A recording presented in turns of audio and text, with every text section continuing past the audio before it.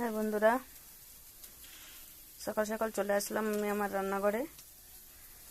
আজকে একটা নতুন আইটেম দেখাবো তোমাদের। ফুলকপি ভাপা, সরষা আর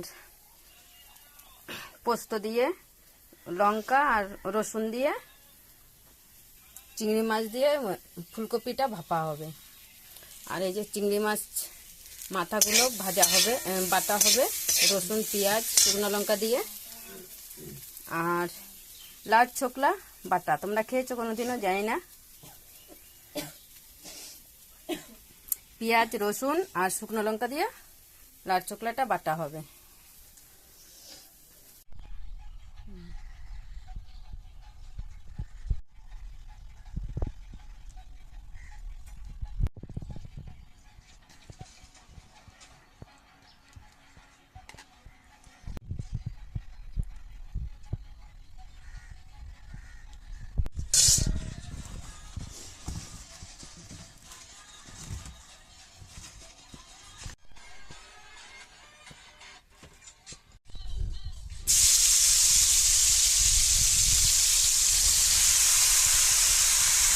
গেছে।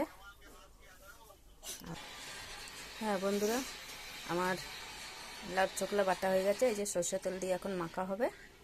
আর এই চিংড়ি মাছটাও বাটা হয়ে গেছে। এই সর্ষের তেল দিয়ে, এটাও একটু সর্ষের তেল দিয়ে মাখা হবে।